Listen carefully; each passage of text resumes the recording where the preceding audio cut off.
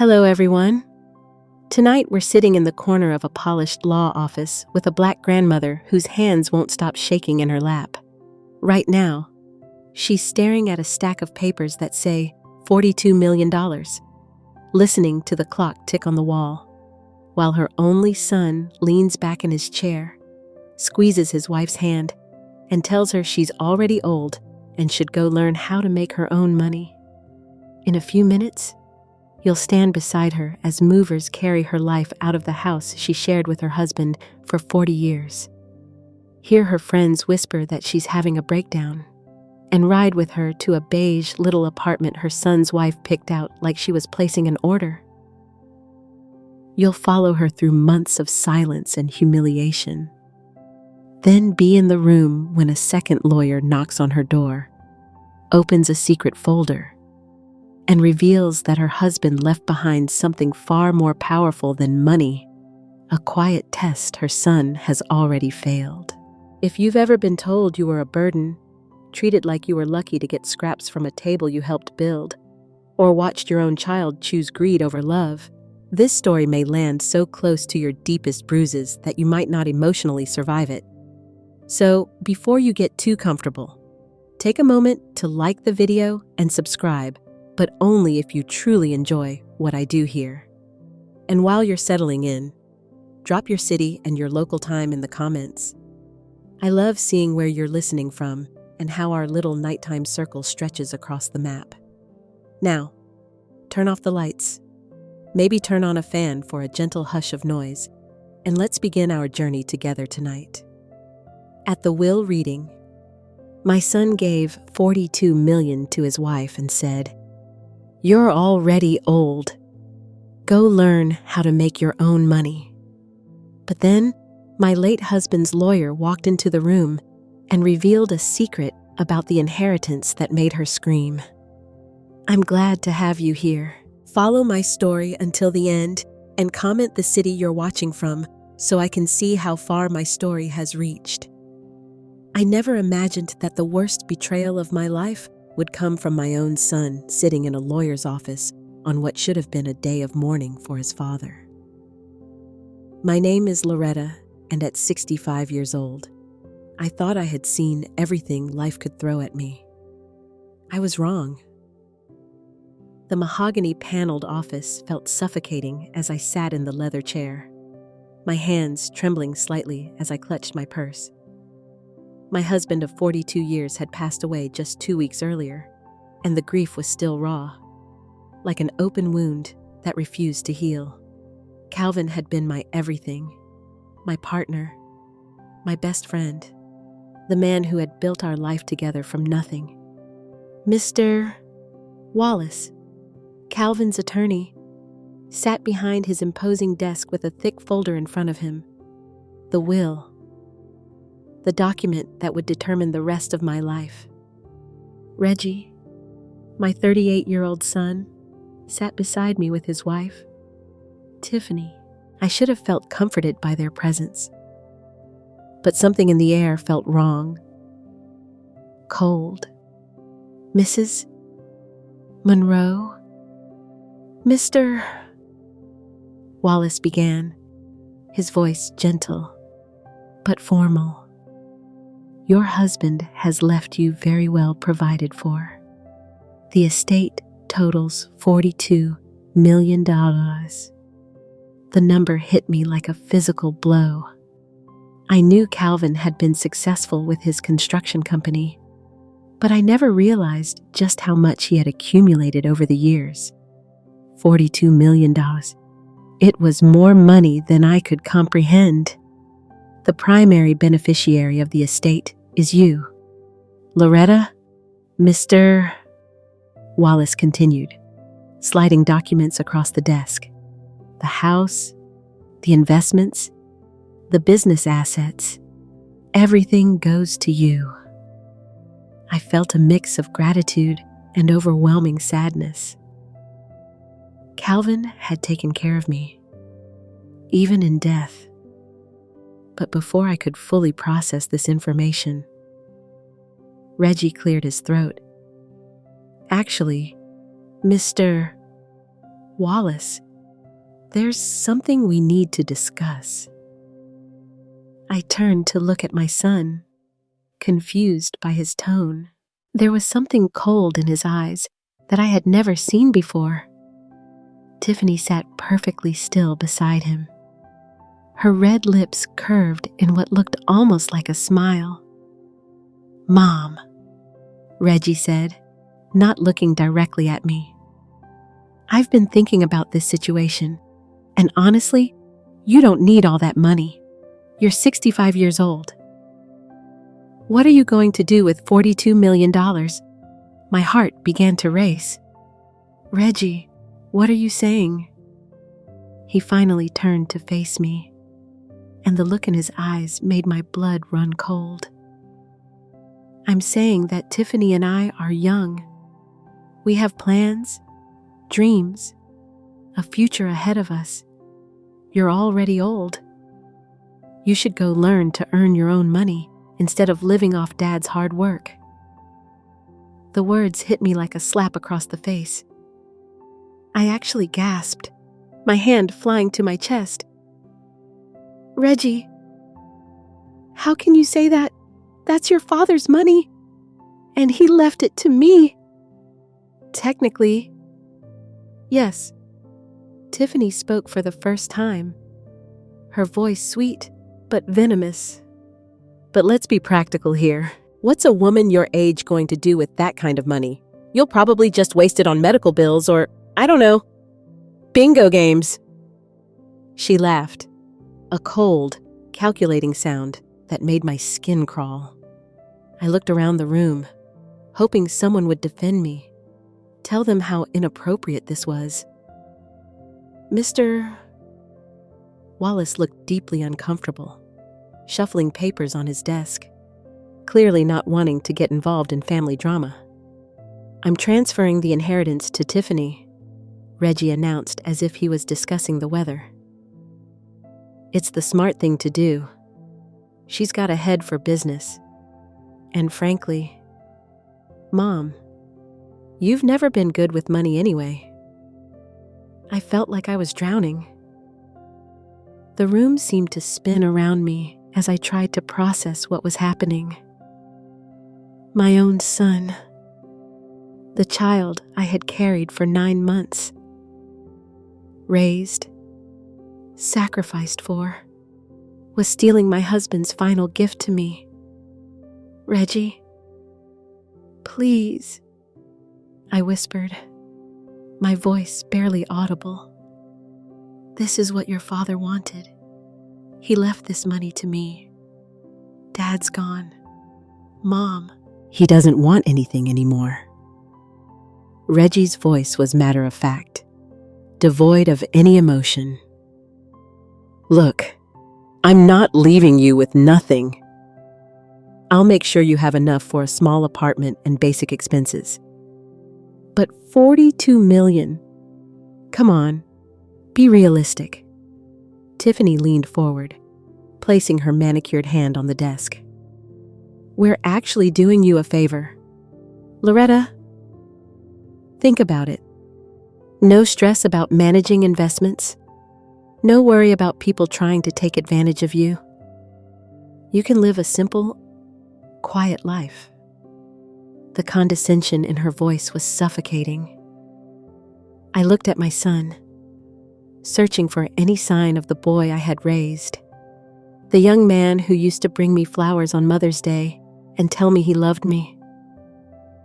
That person was gone, replaced by this cold stranger who saw me as nothing more than an obstacle. "The paperwork is already prepared," Reggie continued, sliding documents toward me. "Just sign here, and we'll take care of everything." My hands shook as I stared at the papers. 40 years of marriage, 40 years of building a life with Calvin, and my son wanted to erase it all with a signature. The betrayal cut deeper than Calvin's death. At least, when Calvin died, I knew he had loved me. This felt like discovering that love itself was a lie.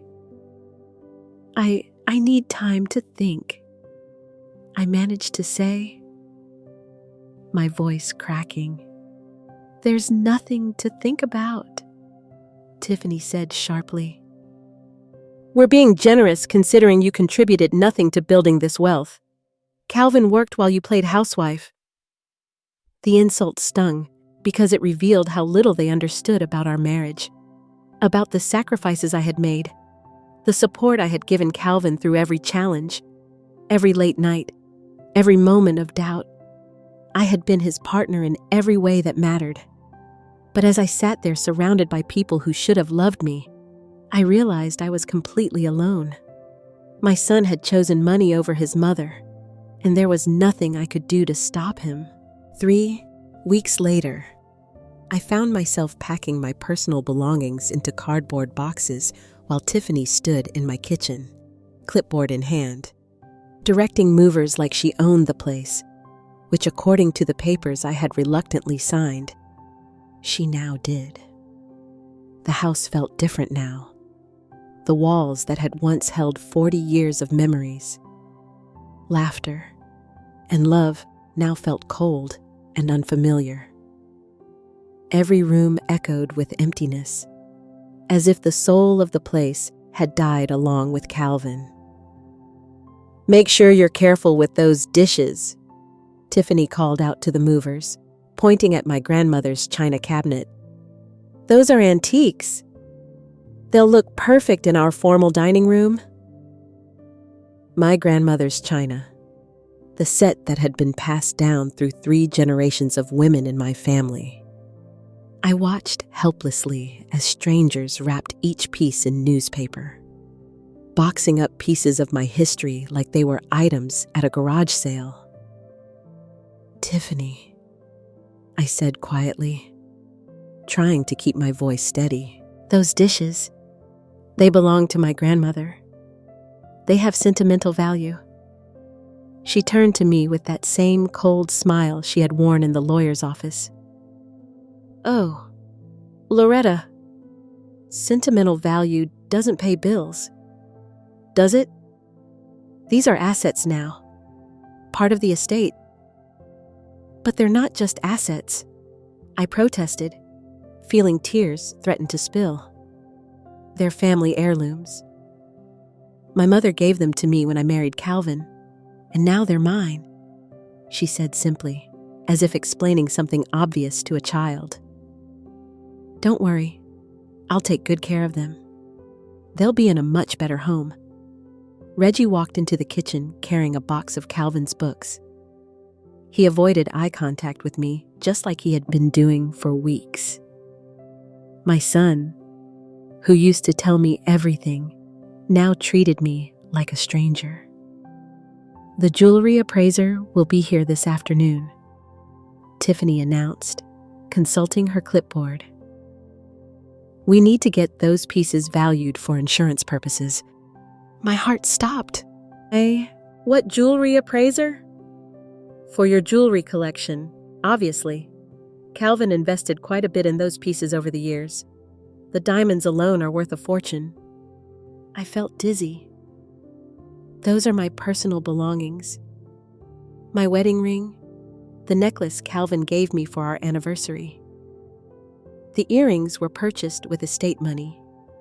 Tiffany cut me off. Everything bought during the marriage is community property, which means it's part of the inheritance. She looked at me with mock sympathy. I know this is hard, but you have to understand. We can't let emotion cloud good business sense. I looked at Reggie desperately. Son, please. These aren't business assets. These are pieces of my life. My marriage to your father. For a moment, something flickered across his face. Doubt. Guilt. But then Tiffany placed her hand on his arm, and whatever humanity I had glimpsed disappeared. Mom, you're being dramatic, he said, his voice flat. They're just things. Dad would want us to be practical. Just things. My wedding ring was just a thing. The pearl necklace Calvin had surprised me with on our 20th anniversary was just a thing. The bracelet he had given me when Reggie was born was just a thing. Where am I supposed to live? I asked, hating how small my voice sounded. We found you a nice little apartment across town, Tiffany said cheerfully. 1 bedroom, very cozy, perfect for someone your age. She handed me a piece of paper with an address written on it. I recognized the neighborhood. It was not a bad area, but it was a world away from the life Calvin and I had built together. The rent is reasonable, Reggie added. We'll cover it for the first 6 months to help you get settled. 6 months. After 42 years of marriage, after helping Calvin build his business from the ground up, sacrificing my own career to support his dreams, I was being given 6 months to figure out how to survive on my own. What about after 6 months? I whispered. Tiffany shrugged. Well, you'll need to find a job. Maybe something part-time. A lot of places hire older workers now. Walmart is always looking for greeters. The suggestion hit me like a physical blow. Walmart greeter. After being the wife of a successful businessman, after hosting dinner parties for Calvin's clients, after being respected in our community, I was being relegated to greeting customers at a discount store. I haven't worked in over 30 years, I said, panic creeping into my voice. Who's going to hire someone my age with no recent experience? That's not really our problem, Tiffany replied, her mask of false sympathy slipping slightly. You made the choice to be a housewife instead of building a career. Now you have to live with the consequences. I watched as movers carried out Calvin's golf clubs, his collection of first edition books, the leather recliner where he used to read the newspaper every morning. Each item represented a piece of the life we had shared, and all of it was being taken from me. The worst part wasn't even losing the money or the house. It was the realization that my son had become someone I didn't recognize. The boy who used to crawl into my bed during thunderstorms, who had cried when I dropped him off at college, who had once told me I was the strongest woman he knew. That boy was gone. Oh, and Loretta, Tiffany called out as I headed toward the stairs to finish packing my bedroom. The moving truck will be here at 8 tomorrow morning. Make sure you're ready. I nodded, not trusting myself to speak. As I climbed the stairs to the bedroom Calvin and I had shared for so many years, I could hear Tiffany on the phone with someone, probably an interior decorator, discussing her plans for redecorating her house in our bedroom. My former bedroom. I sat on the edge of the bed and looked around at the space that had been my sanctuary. The family photos on the nightstand, the books Calvin used to read to me on lazy Sunday mornings, the window seat where I had spent countless hours watching the seasons change in our garden. Tomorrow, I would wake up in a 1-bedroom apartment with 6 months' rent paid and no idea how to build a life from nothing. At 65 years old, I was starting over, abandoned by the son I had devoted my life to raising. But as I sat there in the gathering darkness, something began to harden inside me. Not anger exactly, but a cold determination. I had survived Calvin's death. I would survive this, too. And maybe, just maybe, my son and his calculating wife would discover that they had underestimated the woman they thought they could simply discard. 4 months into my new life in the cramped apartment, I discovered just how thoroughly Tiffany had planned to erase me from existence. The apartment was exactly as she had described: small, functional, and utterly soulless. The walls were beige, the carpet was beige, Even the kitchen cabinets were beige. It felt like living inside a cardboard box. Every morning, I woke up disoriented, forgetting for just a moment where I was, expecting to see the familiar wallpaper of my former bedroom. I had tried to make the best of it. I arranged my few remaining possessions. The items Tiffany had deemed worthless enough to let me keep and attempted to create some semblance of home, but it was like trying to plant a garden in concrete. The worst part wasn't the physical discomfort. It was the loneliness. In my old life, I had been surrounded by people, neighbors who had known me for decades, Calvin's business associates and their wives, the women from my book club, my bridge partners. Now I was nobody, just another elderly woman living alone in a complex full of strangers. I tried calling some of my old friends, but those conversations were awkward and painful. How do you explain that your own son has essentially disowned you? How do you admit that the life everyone envied has crumbled to nothing? Loretta, dear, we haven't seen you at the country club lately. Marjorie Ellis had said during one particularly uncomfortable phone call. Marjorie and I had been friends for 20 years, serving together on various charity committees. I've been going through some changes, I had replied vaguely. Oh, well, you simply must come to the spring gala. It's going to be divine. Helen Banks is chairing the committee this year, and she has such exquisite taste. I had mumbled something about checking my calendar and ended the call quickly. How could I tell Marjorie that I could no longer afford the country club membership fees, that I was living on the meager savings Calvin had kept in our checking account, trying to stretch every dollar? But it was what happened next that showed me just how calculated Tiffany's cruelty really was. I was at the grocery store carefully comparing prices and clipping coupons, something I had never had to do in my married life, when I ran into Cheryl Banks, Helen's daughter. Cheryl had always been sweet to me, and I felt a moment of genuine happiness at seeing a familiar face. "Mrs. Monroe?" she said, approaching with a warm smile. "How are you doing? I heard about Mr. Monroe. I'm so sorry for your loss." "Thank you, dear. That's very kind of you to say. I was actually just thinking about you yesterday. My mother mentioned that Reggie's wife called her about some charity event, something about how you're going through some difficulties. She said you might need some help." My blood ran cold.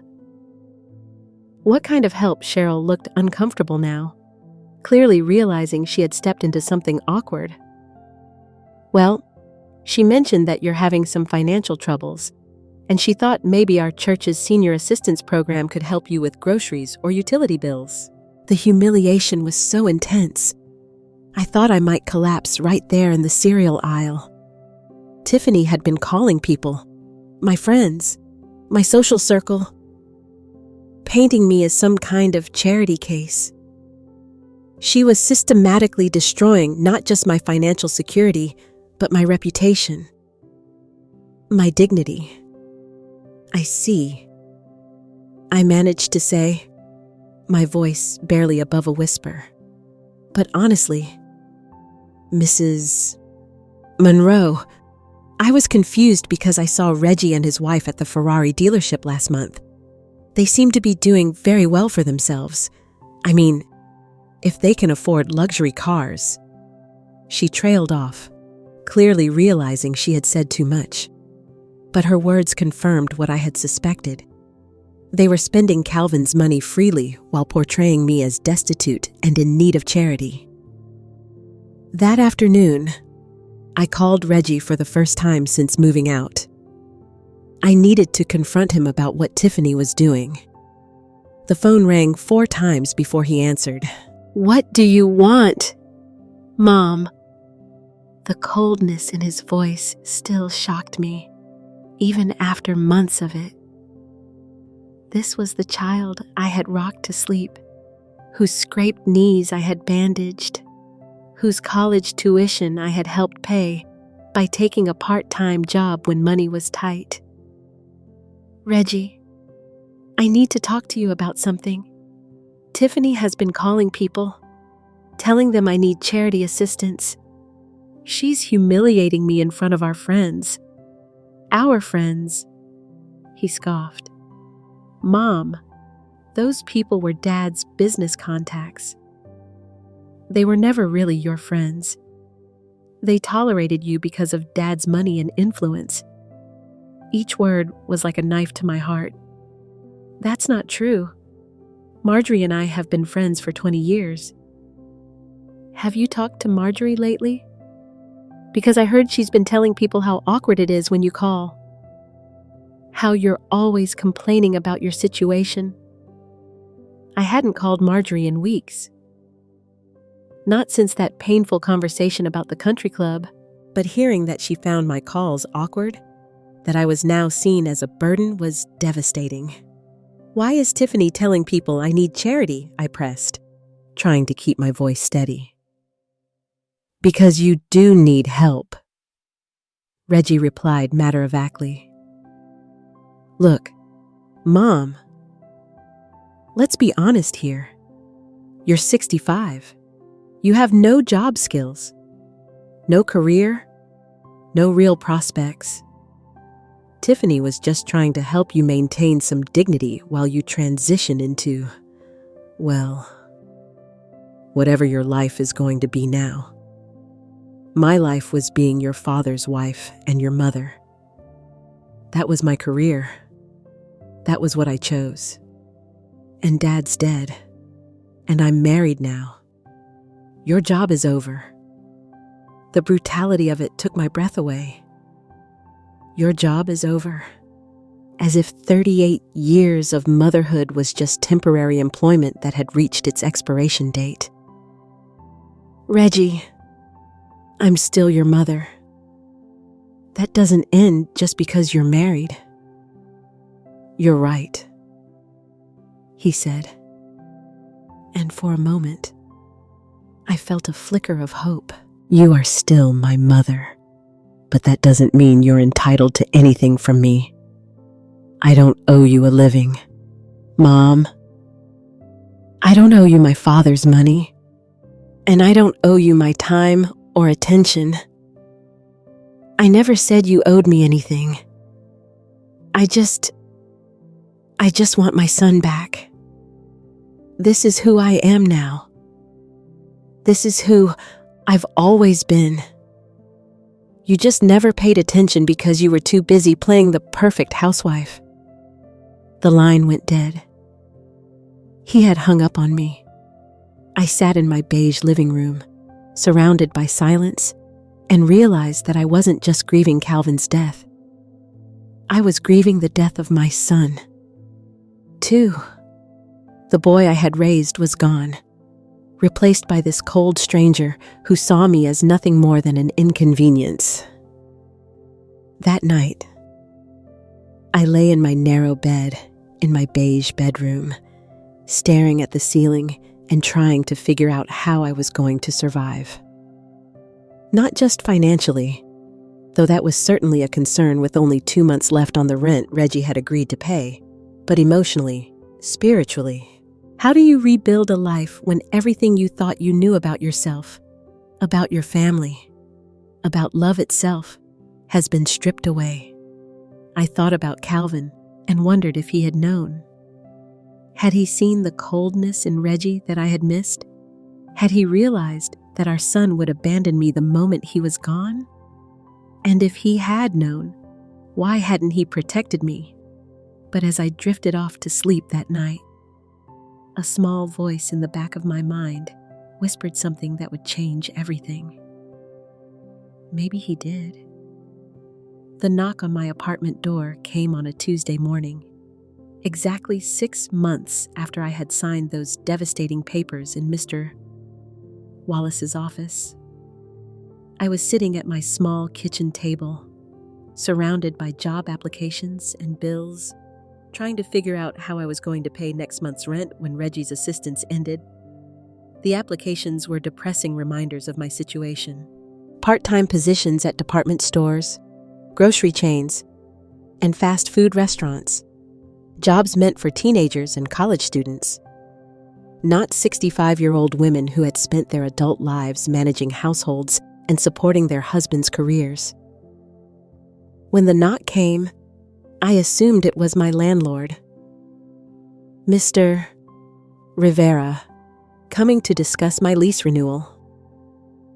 I had been dreading this conversation for weeks, knowing I couldn't afford to stay.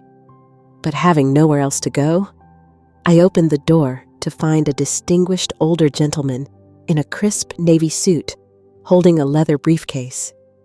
He was tall and silver-haired, with kind but sharp blue eyes behind wire-rimmed glasses. "Mrs. Loretta Monroe?"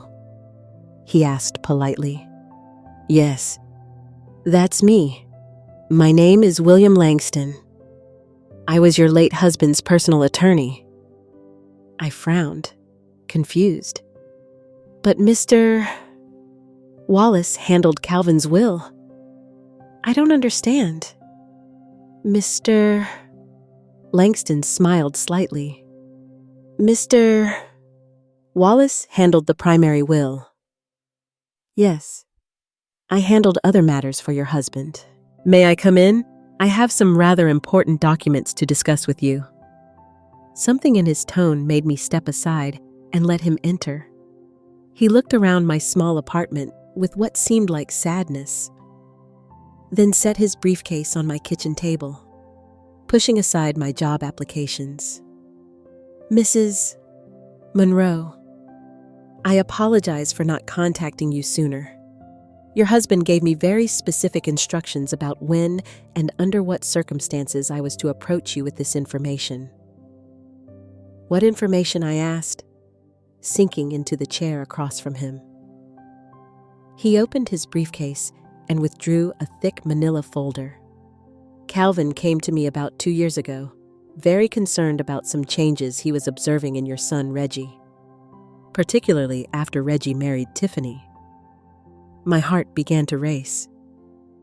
"What kind of changes?" He noticed that Reggie had become increasingly dismissive of you, increasingly focused on material things. Calvin was worried about what might happen to you if Reggie gained control of the family finances. Mr. Langston opened the folder and pulled out a document I had never seen before. "This is what we call a conditional will. Mrs.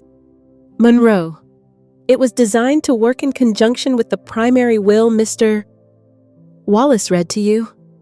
I stared at the papers, my hands shaking slightly.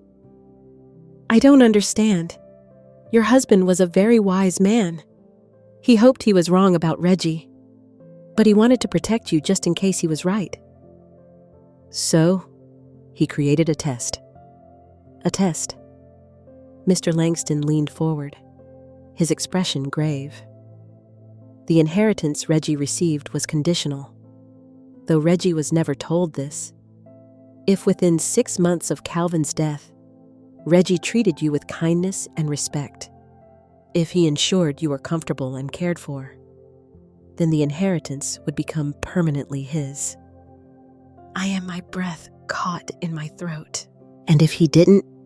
If he abandoned you, humiliated you, or left you in financial distress, then the entire inheritance would revert to you, along with additional assets that Calvin had set aside specifically for this contingency." The room seemed to spin around me. Additional assets. Mr. Langston smiled for the first time since entering my apartment. "Mrs. Monroe, your husband was far more successful than even you knew. The $42 million was just the portion of his wealth that he kept visible.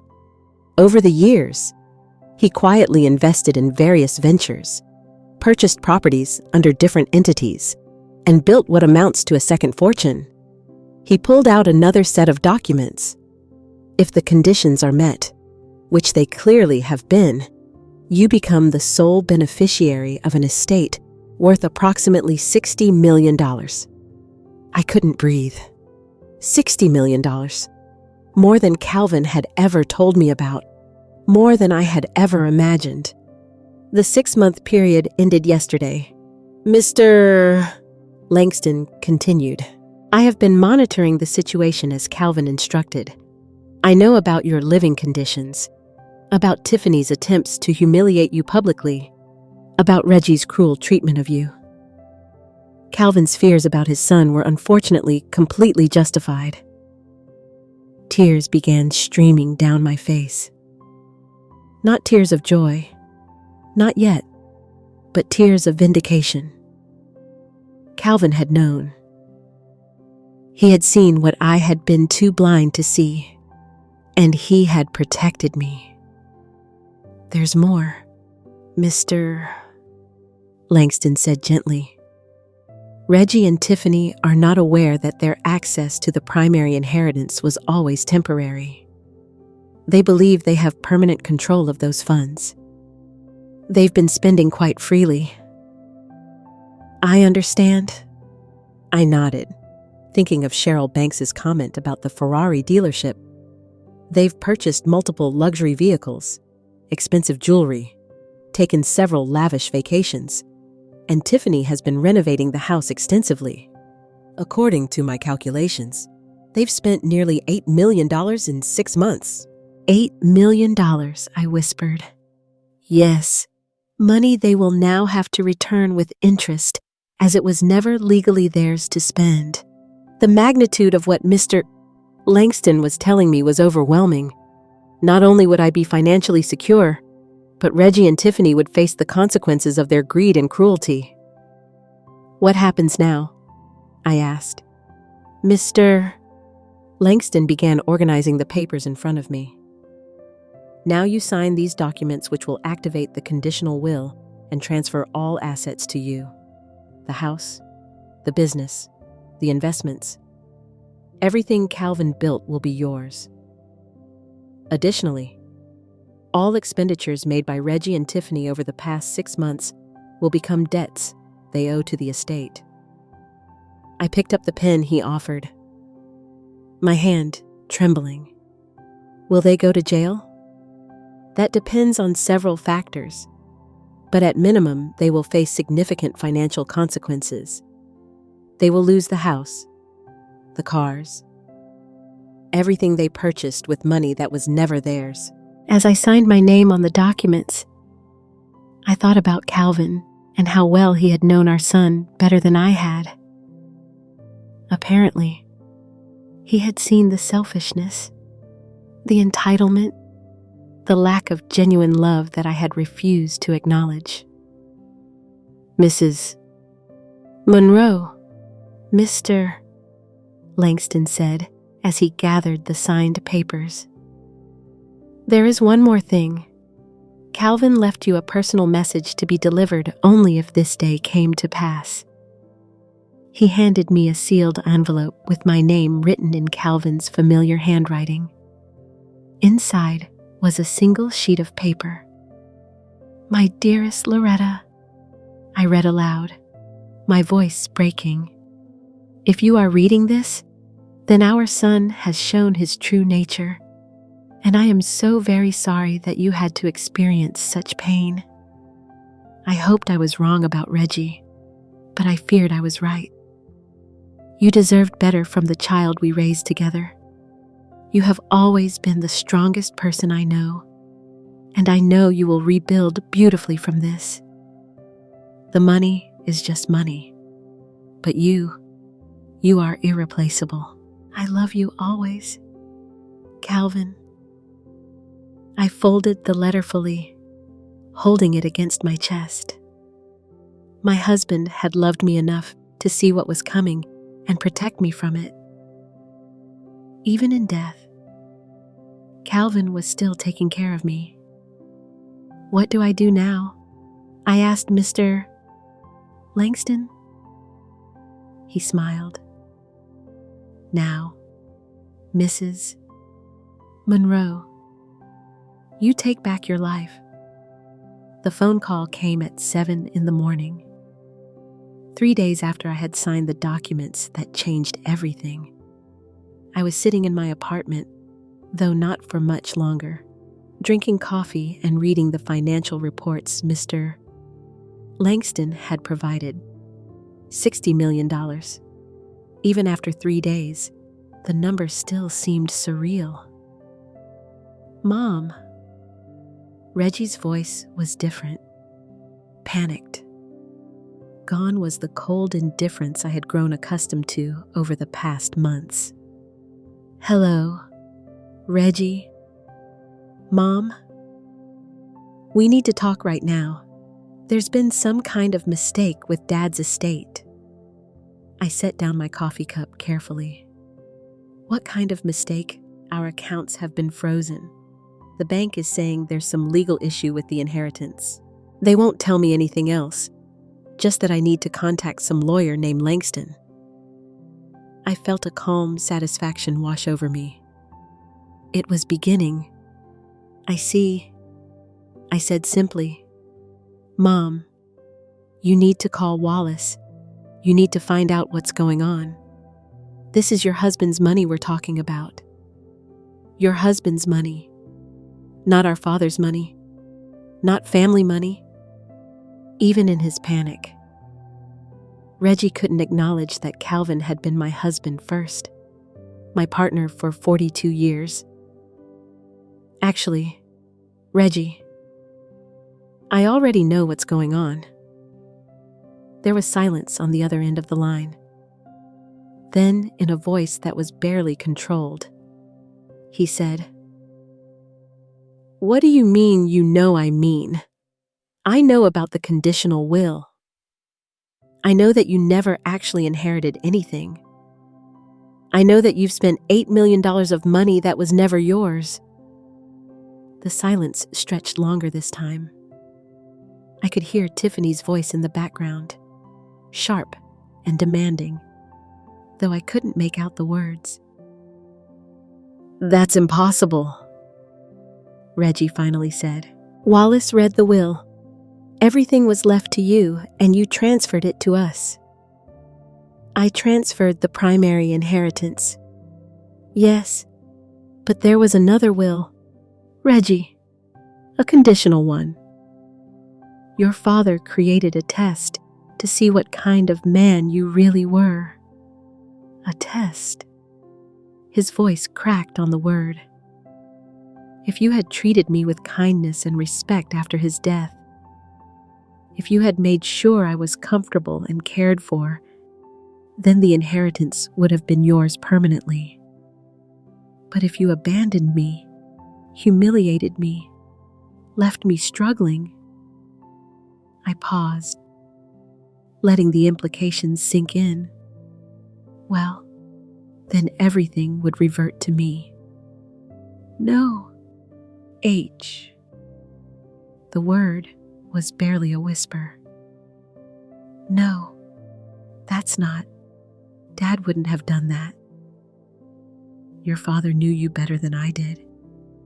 Apparently, he saw what I was too blind to see, that you had become someone who valued money more than family."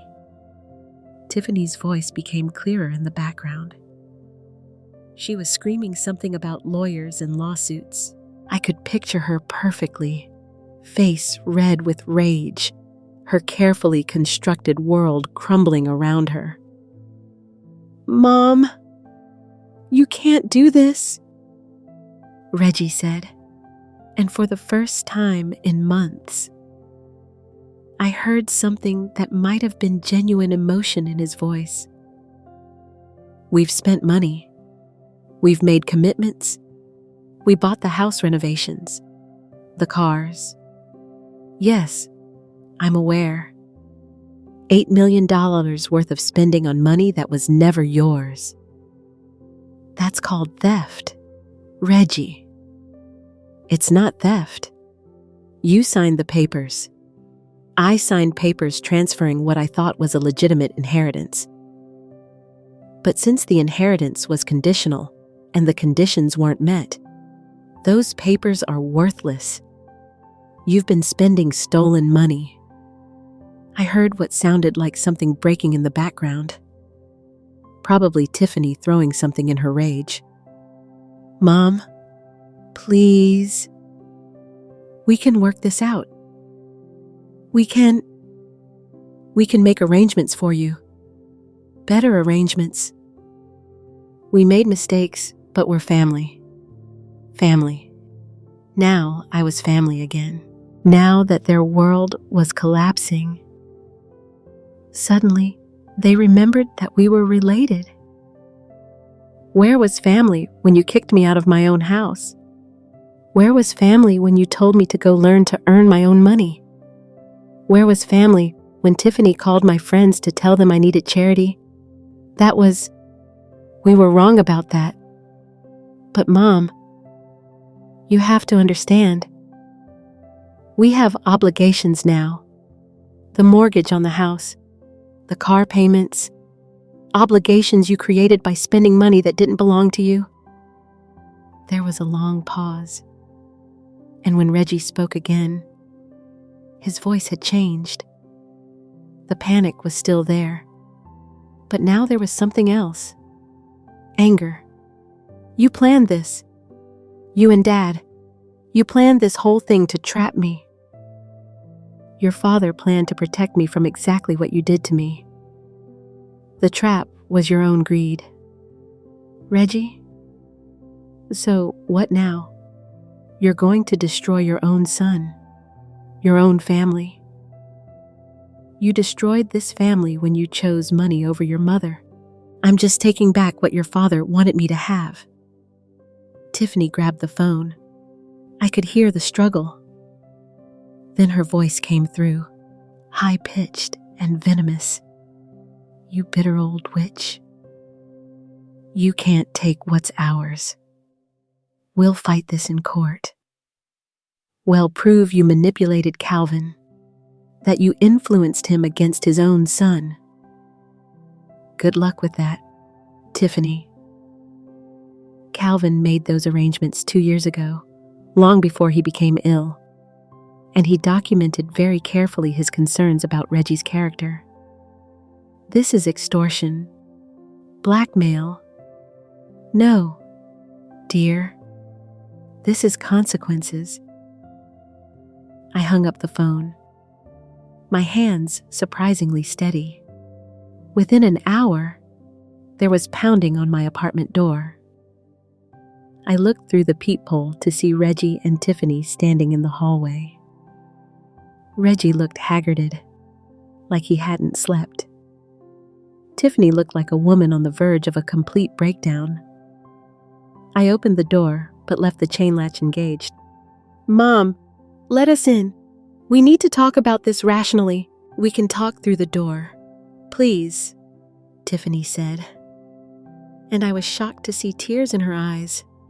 Please, Mrs. Monroe, we're desperate here. We have payments due, obligations. If you take the money back, we'll lose everything. Everything you bought with stolen money. Yes. Reggie pressed his face close to the crack in the door. Mom, I know I said things I shouldn't have. I know I hurt you, but I'm your son, your only child. Dad would want you to take care of me. Your father specifically designed the situation to punish you for not taking care of me. I think his intentions are pretty clear. We'll make it up to you, Tiffany said frantically. We'll buy you a house, a nice house. We'll give you an allowance enough to live comfortably. With my own money. It doesn't matter whose money it is. The important thing is that we all benefit. I stared at her through the crack in the door. Even now, facing complete ruin, she still didn't understand. She still thought this was about money, about transactions and arrangements. She couldn't comprehend that it was about love, about respect, about the basic human dignity she had spent months systematically stripping away from me. The lawyers will be in touch with you about the repayment schedule, I said quietly. You have 30 days to vacate my house. Your house. Reggie's voice cracked. Mom, that's my childhood home. That's where I grew up. And it's where I lived with your father for 40 years. It's where he wanted me to spend the rest of my life. Not in some beige apartment living on charity. I started to close the door, but Reggie's voice stopped me. Mom, wait, please. Just what do you want? What would it take for us to work this out? I looked at him through the crack in the door. This man who used to be my little boy, who I had loved unconditionally for 38 years. And I realized that the son I had raised was truly gone. The person standing in my hallway was a stranger who just happened to share my DNA. I want you to understand what you did to me. I want you to feel what it's like to lose everything because the people you trusted most betrayed you. I want you to know what it's like to be discarded by your own family. We'll go to court, Tiffany said, her desperation turning back to anger. We'll fight this with everything we have, with what money I asked. Your accounts are frozen. Remember? And I own everything now, including your law firm retainer. I closed the door and slid the chain latch home. They pounded and shouted for another few minutes before finally giving up. As their footsteps faded down the hallway, I felt something I hadn't experienced in months. Peace. 6 months later, I stood in the garden behind my house again, watching the sunrise paint the sky in shades of gold and pink. The roses Calvin had planted for our 20th anniversary were blooming magnificently, as if celebrating my return home. The house felt different now. It was still the same structure, still held the same 40 years of memories, but the oppressive atmosphere that Tiffany had created was gone. I had spent weeks undoing her renovations, stripping away the cold, modern fixtures she had installed, and restoring the warm, comfortable spaces Calvin and I had created together. The legal proceedings had been swift once Mr. Langston presented Calvin's meticulously documented evidence. Reggie and Tiffany had no grounds to fight the conditional will. It was ironclad, created by one of the state's most respected estate attorneys, and witnessed by multiple independent parties. The house had been returned to me within 60 days. The cars had been repossessed. Tiffany's expensive jewelry purchased with estate funds had been recovered and sold. Multiple. Even the renovations she had made were calculated as debt against the estate since they had been paid for with money that was never theirs. In the end, Reggie and Tiffany owed the estate nearly $12 million. The original $8 million they had spent, plus interest, legal fees, and penalties. It was a debt they would never be able to repay. I heard footsteps on the stone path and turned to see Eleanor Ellis approaching. She looked nervous, uncertain, a far cry from the confident socialite I had known for 20 years. "Loretta," she said carefully, "thank you for agreeing to see me." I had been avoiding most of my old social circle since returning to the house. The humiliation of learning how they had talked about me, how they had seen me as a burden and an embarrassment was still fresh. "Marjorie," she sat down on the garden bench beside me, smoothing her skirt nervously. "I owe you an apology. Several apologies, actually." I said nothing, waiting. I was wrong about you, about your situation. When Tiffany called, she painted such a convincing picture of you having some kind of breakdown, needing intervention.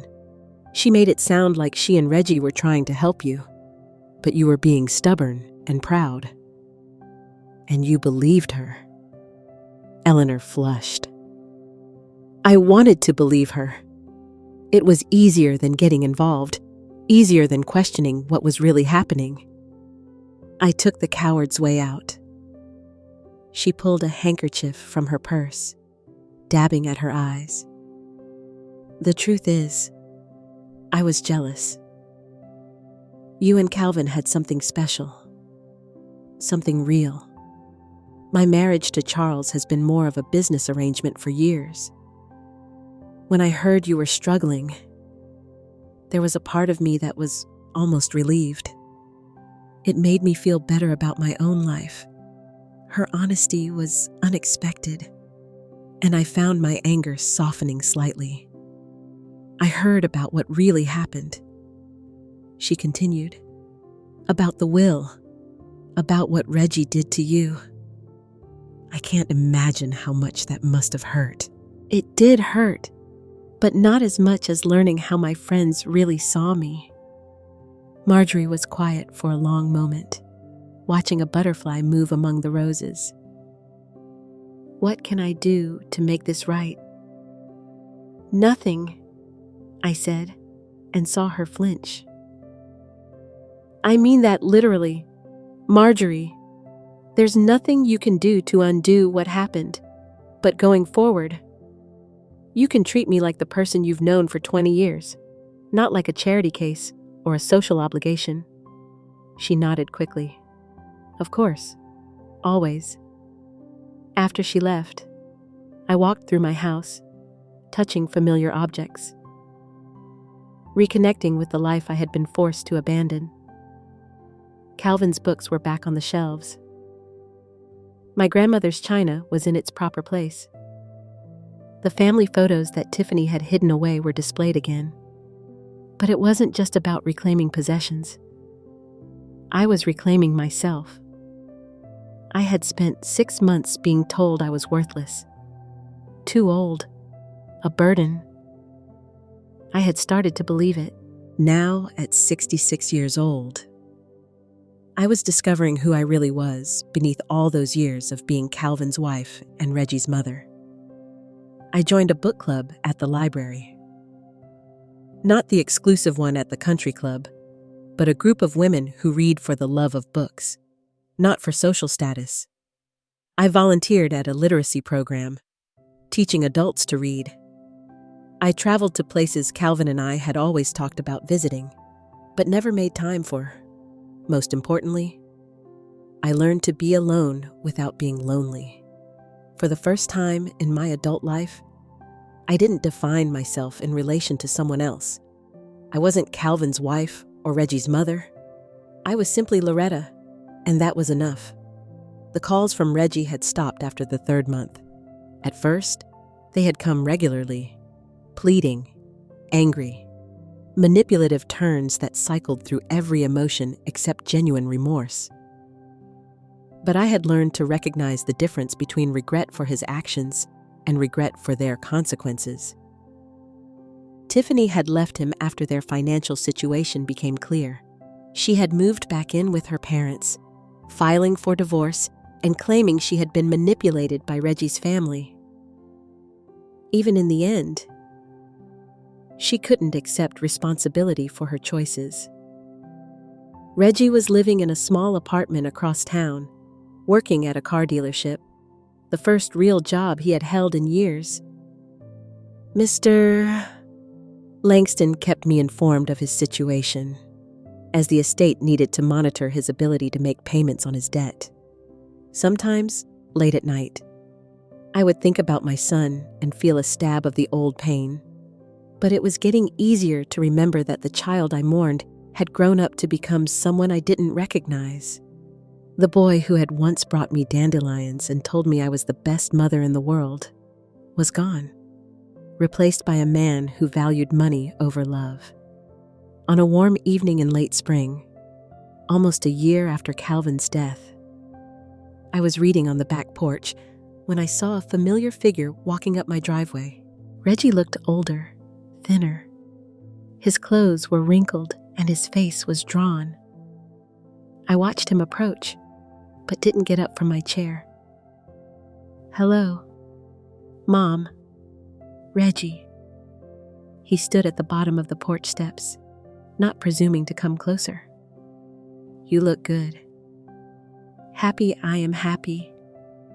I'm glad." He seemed to mean it, which surprised me. I've been thinking a lot lately about Dad, about what he did, about why he did it. I closed my book and looked at him directly. "And what conclusion did you reach? That he knew me better than I knew myself? That he saw who I was becoming and tried to protect you from it?" Reggie's voice was quiet, tired. "I've been angry about it for months, but I think I understand now." "Do you?" "I threw away the most important thing in my life for money, and not even my money. Money that was never mine to begin with." He sat down heavily on the bottom step. "Tiffany left me. Said I ruined her life. But the truth is, I ruined my own life. I ruined our family." I studied his face, looking for signs of manipulation for the calculated emotion I had learned to recognize. But there was something different about him now. A defeat that seemed genuine. "I don't expect forgiveness," he continued. "I know what I did was unforgivable. I just wanted you to know that I understand now what Dad was trying to teach me. And I understand why he chose to protect you instead of me. Your father loved you, Reggie. That's why he created the test. He hoped you would pass it. I know, and I failed spectacularly." He stood up slowly. "I should go. I just wanted to tell you that I'm sorry. Really sorry. Not for getting caught, not for losing the money, but for what I did to you. You deserved so much better from me." He turned to leave, then stopped and looked back. "Oh, and Mom. Dad was right about something else. You are the strongest person I know."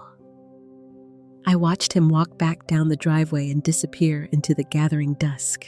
I felt sad for him, for what he had lost, for what he had thrown away. But I didn't feel the overwhelming grief I had expected. Some bridges once burned cannot be rebuilt. Some trust, once broken, cannot be repaired. I had learned to accept that. As I sat in my garden that night, surrounded by the life Calvin and I had built together, I realized that I had found something I hadn't even known I was looking for. Not just financial security, not just vindication, but something more precious. The unshakable knowledge of my own worth. I was 66 years old, and for the first time in my life, I was truly free. Free from the need to please others. Free from the fear of abandonment. Free from defining myself through other people's eyes. The roses Calvin had planted continued to bloom, and I was finally ready to tend my own garden. Now I'm curious about you who listened to my story. What would you do if you were in my place? Have you ever been through something similar? Comment below. And meanwhile, I'm leaving on the final screen 2 other stories that are channel favorites, and they will definitely surprise you.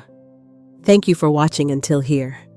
And now, as this long walk from a suffocating law office to a garden full of blooming roses behind a reclaimed home drifts farther away from you, let the sharpest images begin to soften. The sound of a son saying, "You're already old." The scrape of boxes sliding across hardwood floors as his wife took everything that wasn't nailed down. The beige walls of that little apartment where she lay awake, wondering how she would survive all of that, can start to blur now, like headlights smearing into soft streaks on a quiet highway at night. You've just spent time with a Black grandmother who lost almost everything in one brutal afternoon, and then discovered that her late husband had seen farther down the road than she ever imagined. You watched her sit in a cramped kitchen while a second attorney unfolded a secret plan, learned that the will her son thought he controlled was only a test, and saw the moment she realized that the man she buried had loved her enough to protect her from the child they raised.